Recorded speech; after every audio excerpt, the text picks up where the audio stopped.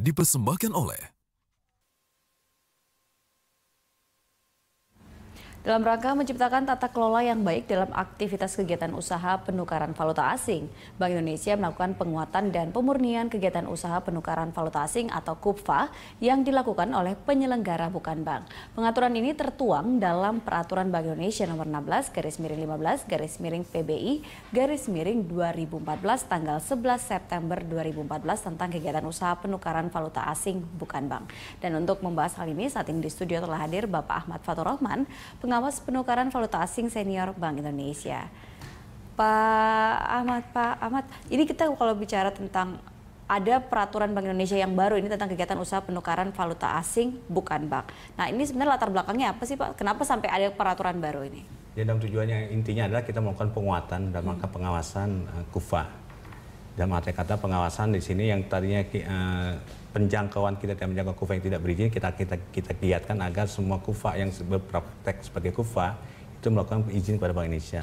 Selain itu juga kita melakukan pemurnian kepada usaha-usaha KUPVA yang tadinya bisa melakukan transfer dana. Hal ini memang dilakukan dalam arti kata kita menata kegiatan agar tata kelola tadi yang kegiatan usaha penukaran valuta asing berjalan dengan baik gitu. Nah, memang selama ini ke KUPVA yang bukan bank ini apakah terindikasi melakukan satu hal yang mungkin memainkan nilai kurs atau bagaimana? Indikasi itu kemungkinan ada, Pak. Kita dapat laporan dari masyarakat maupun laporan dari asosiasi maupun pelaku industri itu sendiri. Oleh karena itu kita melakukan dari sisi ketentuan yang ada melakukan hal tersebut agar aturan-aturan yang ada bisa diterapkan. Oleh karena itu kita aturan yang sekarang itu seperti untuk beberapa hal. Untuk pemurnian itu kita lakukan agar pelaporan maupun kegiatan usaha itu dapat kita monitoring. Terus keduanya pemurnian umumnya atas nama tadinya pedagang valuta asing kita kenal KUPVA supaya agak jelas bahwa usaha mereka sebenarnya money changer loh, tidak banyak spekulasinya loh. Gitu. Lalu kita kuatkan umumnya kerjasama dengan asosiasi itu sendiri. Bahwasanya kalau Anda ingin memberantas KUPVA tidak berizin, tolong dong Anda juga tidak deal dengan mereka. Bagaimanapun dari pengamatan kami, mereka bisa hidup. Tentu ada yang deal dengan mereka gitu. Salah satunya itu, Bu. Oke, dengan aturan yang ada sekarang mungkin bisa perbedaan signifikannya itu ada di mana? Bahwa upaya penertiban ini kita tahu bahwa dulu kan untuk mendapat tidak perlu izin BI. Nah, sekarang berarti harus semuanya berizin dari Bank Indonesia. Kalau dulu istilahnya setelah mereka melakukan usaha setelah mendapat izin, tidak ada penguatan. Nah, sekarang di ketentuan baru harus wajib berizin Bank Indonesia. Nah, dengan konsekuensi ada wajib ini, maka nanti kita apabila kita dapati setelah batas waktu 1 Januari 2015, kita akan koordinasi dengan otoritas yang terkait memberikan rekomendasi. Kalau dulu tidak ada di ketentuan yang lama, maka kita akan memberikan rekomendasi ke otoritas terkait, umpamanya kalau dia tidak berizin kita otoritas ke Pemda umumnya, atau dengan ke kepolisian kalau tidak ada indikasi hal yang negatif. Nah, itu yang pertama yang paling penting. Yang keduanya adalah usaha-usaha yang ada akan kita kuatkan lagi mengenai bentuk pelaporan dan pengawasan yang ada gitu dengan adanya bentuk ketentuan yang baru. Jadi intinya paling penting adalah dulu kita tidak menjangkau yang KUPVA tidak berizin. Kita hanya menjangkau yang KUPVA tidak berizin. Sekarang kita dengan ketentuan yang baru kita akan menjangkau KUPVA tidak berizin. Tapi tentu dengan proses yang ada. Proses yang ada dalam arti kata di ketentuan yang baru itu ditentukan berizin ini kita batas sampai 1 Januari 2015. 1 Januari 2015. Nah, sehingga ya ada edukasi. Untuk penguatan inilah maka salah satunya kita mengadakan kerjasama dengan kepolisian, penandatangan memorandum nota kesepahaman yang sekarang dari Kapolri kita turunkan dari Kabar Reskrim dengan DG Bidang Pengawasan DG Bidang 4. Terus kita sekarang per Rabu ini ada penandatanganan Kapolda Kepri dengan PB Kepri yang dihadiri oleh Kabar Reskrim juga untuk menindak tindak lanjut ini. Tapi tentunya ini hanya sebagai untuk pengingat kepada mereka karena bagaimanapun kita tidak serta-merta menindak mereka tanpa ada edukasi. Siapa tahu mereka tidak paham. Ketidakpahaman ini. Nah, karena kalau misalnya kita lihat dari peraturan ini kan juga ada kegiatan usaha yang, maksud kami bentuk kegiatan usaha itu yang berbeda. Yaitu ada, kalau sekarang itu kan tidak boleh, hanya ada kegiatan penukaran itu berupa fisik. Nah, salah satunya juga di ketentuan baru itu, kalau itu lama tidak diatur secara jelas mekanisme mengenai transaksi. Nah, sekarang kita atur secara jelas mekanisme transaksi bahwasanya UK-nya sendiri kita transaksi harus secara fisik, sedangkan rupiahnya bisa fisik, bisa transfer tapi ke rekening penyelenggara. Kalau dulu tidak disebutkan rekening penyelenggara atau rekening pribadi, karena memang bisnis KUPVA ini agak unik, Mbak. Uniknya dalam arti kata, dia itu modal sendiri dan jual beli putus. Oleh karena itu memang pada saat kemarin itu kita tidak melakukan hal yang sangat ketat seperti perbankan karena berbeda. Perbankan kan uang masyarakat. Tentunya memang kita harus secara ketat dan jelas karena ada yang kita lindungi. Nah ini karena uang-uangnya dia dan memang jual beli putus, memang kita cara pemantauannya juga agak berbeda gitu. Dan arti kata tetap kita ketat aturannya, tapi tidak serta-merta seperti ada vonis-vonis yang seperti kayak di perbankan, kemudian kena sanksi-sanksi ini gitu. Kita sifatnya makanya berjenjang lebih banyak edukasi dulu, sehingga kita butuh data-data yang mereka transaksikan. Karena kalau kita langsung serta-merta, mereka memang agak berbeda. Karena rata-rata juga di atas 90% usahanya usaha keluarga, rata-rata gitu, rata-rata. Dan konternya juga kecil-kecil gitu, dan modalnya juga untuk di Jakarta sekitar 250 juta modal di store-nya. Jadi memang secara bisnis sebetulnya usaha kecil. Nah memang pergerakannya ke arah sini, ke arah pergerakan yang ada memang transaksi kayak besar-besar. Oleh karena itu makanya banyak indikasi seolah dia menjadi vehicle daripada pencucian uang. Nah itu dia. Apakah aturan ini kemudian bisa membentengi ataupun bisa menjaga agar KUFA ini tidak dijadikan salah satu cara untuk pencucian uang? Nah justru dengan ketentuan inilah maka kita ingin KUFA ini sehat. Nah, sehat dan arti kata bisa menjalankan bisnis dengan baik. Oleh karena itu mungkin masyarakat agak kurang tahu bahwa perizinan untuk KUFA ini Bu gratis. Bahkan untuk tenaga. Jadi sebenarnya tidak ada alasan ya untuk tidak berizin. Oleh karena itu kita ingin dengan asosiasi mengadakan mapping. Ingin tahu kenapa Anda tidak mau berizin. Padahal ini gratis loh. Setelah Anda gratis nanti ke BI pun dia bisa minta pelatihan. Pegawainya kita latih pembukuan, pegawainya kita latih mengenai laporan PV online secara bulanan.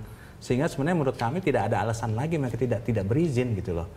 Sehingga memang ada di luaran kita agak terkaget katanya ngurus ke perizinan ke BI harus menggunakan uang tertentu. Tapi kita jelaskan karena itu mengatakan kan kalau uangnya itu sebenarnya bukan untuk BI-nya, karena mereka harus ngizin ke Menhumkam untuk perizinan PT-nya mungkin, harus panggil tenaga pihak ketiga, umpamanya lewat notaris umpamanya. Ya. Kalau ke BI-nya sendiri perizinannya nol. Oke, itu hal positifnya. Tapi juga kan ada kemudian aturan dalam peraturan yang baru ini ada hal-hal yang dilarang untuk dilakukan oleh KUFA bukan bank. Nah, nanti kita akan bahasnya. Pemirsa kami akan segera kembali. Dialog Money Report akan hadir sesaat lagi.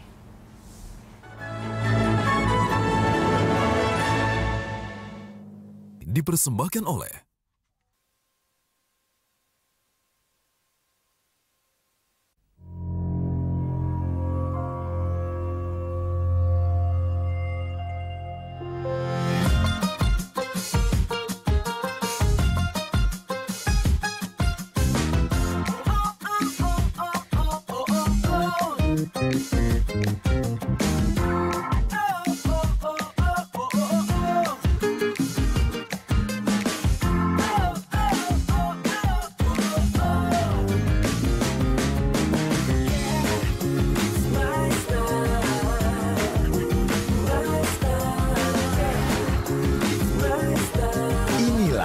yang Anda nantikan selama ini.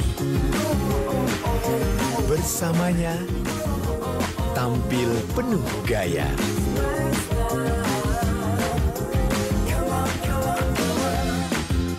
Karimun Wagon RGS, My Super Style, Suzuki Way of Life.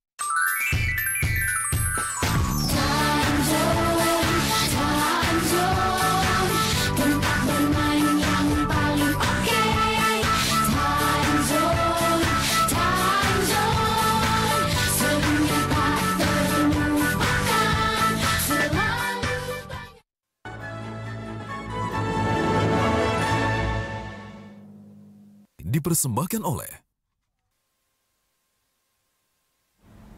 Ya, pemirsa kita kembali dalam Dialog Money Report dan masih bersama Pak Ahmad Fathur Rahman di sini. Pak, tadi pertanyaan saya adalah apakah ada hal-hal kemudian yang dalam peraturan baru Bank Indonesia terkait dengan kegiatan usaha penukaran valuta asing bukan bank ini yang menjadi larangan untuk dilakukan?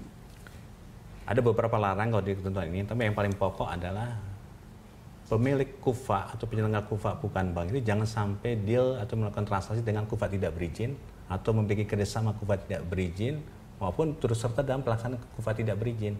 Karena berdasarkan pengawasan, kadang-kala mereka deal juga dengan pengawasan dengan KUFA yang tidak berizin gitu. KUFA tidak berizin itu apakah KUFA yang mungkin ini sering kita temui biasa ada di beberapa titik di ibu kota ini kan ada pedagang-pedagang valuta asing yang seperti itu. Jadi bersifat perorangan seperti itu? Jadi mungkin sebagai informasi, KUFA berizin di seluruh Indonesia pada saat ini ada 914-an Bu ya. 914-an itu di berbagai provinsi yang memang terbanyak di antaranya Jakarta, Denpasar, Batam, Pontianak, Medan maupun Serang. Nah, dari sisi itulah makanya deal itu kita tahu memang ada ketika kita turun ke lapangan ada yang kita cek ada pelangnya usahanya, pas kita cek tidak ada, kita tahu bahwa itu KUFA tidak berizin. Karena KUFA berizin itu mudah. Dia ada nama toko, nama PT-nya, dia ada logo khusus yang kita kasih, dan ada sertifikat izin dari kita yang harus dipasang di depan. Nah, kalau dia tidak pasang itu berarti tidak berizin. Besar kemungkinan dia merupakan KUFA tidak berizin. Iya, betul. Nah, kita indikasikan ketika melakukan pengawasan terhadap KUFA tidak berizin, itu ada memang deal-deal mereka bisa hidup karena begitu kita on the spot mengatakan suka deal dengan KUFA tidak berizin.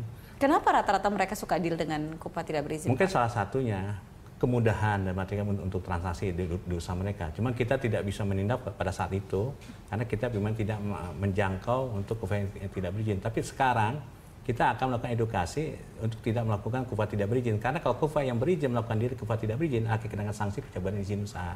Oke. Nah, bagaimana Pak kemudian dengan pelarangan untuk melakukan kegiatan penyelenggaraan transfer dana atau kegiatan usaha pengiriman uang? Nah, kalau untuk PTD sendiri, kemarin dulu itu kita izinkan untuk pemain supaya mereka mau berizin Bank Indonesia. Nah, sekarang kita batasin sampai 1 Januari 2015 untuk memisahkan diri sehingga terbentuk dua entitas perusahaan.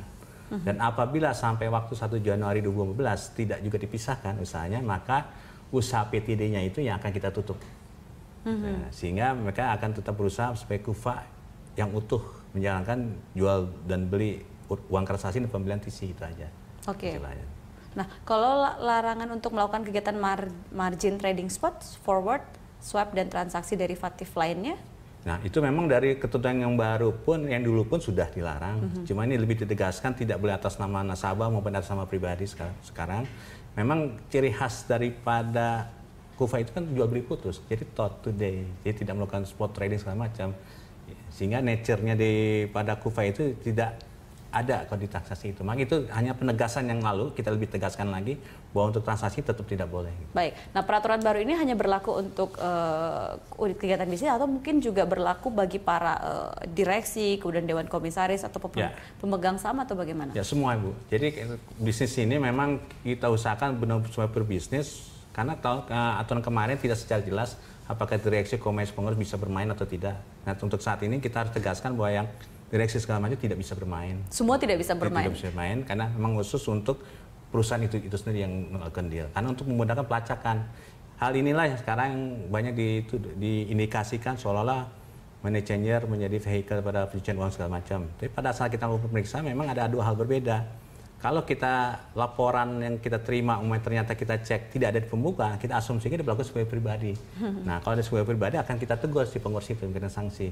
Sehingga untuk membedakan mana usaha pada saat pelaksanaan sebagai entitas bisnis ataukah mana pelaksanaan pada sebagai pribadi, itu harus dibedakan. Sehingga pengenaan sanksi kan ada berbeda. Kalau kita tindak pidana uang, berarti kalau pribadi sebagai pribadi, tidak sebagai bisnis. Karena itu merupakan dua hal yang berbeda. Betul, itu untuk menjaga. Baik, tapi tadi Bapak kan sempat di segmen berikut sebelumnya sempat mengatakan bahwa sebenarnya tidak ada alasan loh tidak memiliki izin. Toh alasan dari BI juga itu sebenarnya gratis. Tapi pastinya kan ada persyaratannya Pak. Betul. Nah persyaratannya ini susah tidak Pak? Sebenarnya persyaratannya bahwasanya dia harus bentuk PT. Nah sahamnya dimiliki oleh WNI dan pengurus harus semuanya WNI. Dan juga modalnya kalau untuk Jakarta sekitar 20 jutaan lah. Dan juga yang penting dananya bukan dana berasal dari tempat pencucian uang segala macam. Jadi kita intinya sebenarnya sangat sederhana gitu Bu. Jadi istilahnya PT-nya itu harus dimiliki oleh WNI, sahamnya juga harus dari WNI semua pemilikannya. Badan usahanya pun kalau ada pemilikan sahamnya harus WNI juga. Oke. Gitu. Nah untuk para pihak-pihak yang sudah selama ini melakukan penukaran valuta asing, kemudian bisa sekarang datang ke Bank Indonesia untuk meminta izinnya asal mereka sudah memenuhi persyaratan itu. Ya, betul. Jadi sebenarnya nanti mudah sekali mereka datang ke Bank Indonesia. Kalau di Jakarta cukup ke Departemen Kebijakan dan Pengawasan Pembayaran ke lantai 5. Itu cukup nanti kalau dia tidak tahu nanti datang ke kita akan kita layani, kita kasih checklistnya. Nanti kita bimbing dia harus men-checklist apa. Dan biasanya kita sudah ada durasi waktunya Bu.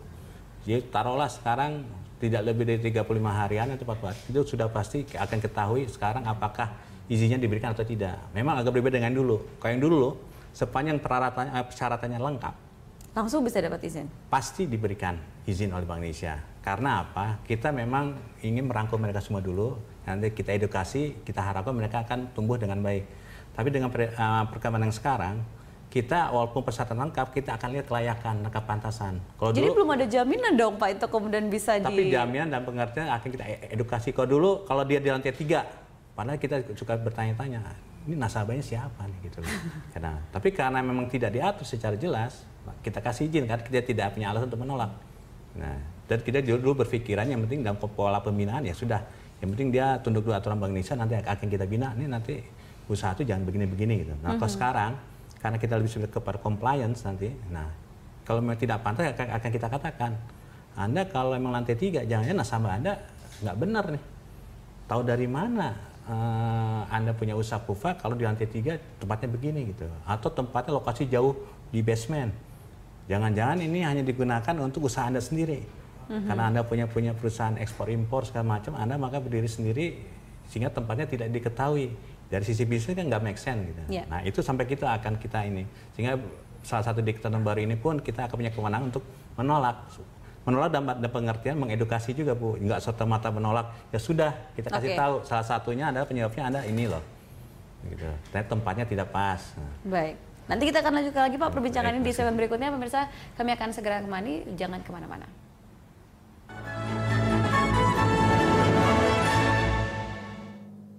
Dipersembahkan oleh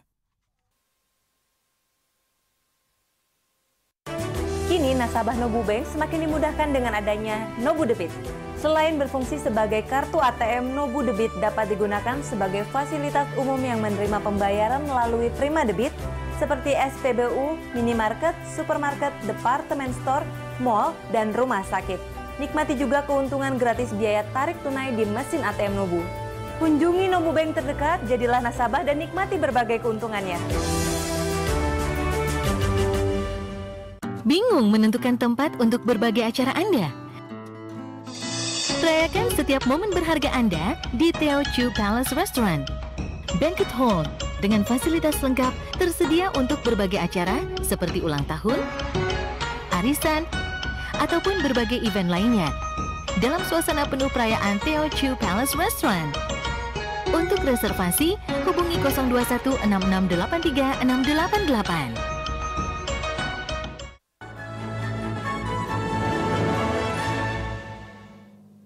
Dipersembahkan oleh Ya, Anda kembali lagi dalam Money Report dan dialog kami lanjutkan kembali. Ya Pak Ahmad, itu kan kita tahu bahwa di 914 kufa yang saat ini berizin ya, tapi tentunya masih lebih banyak lagi sebenarnya jumlah kufa yang ada di luar sana.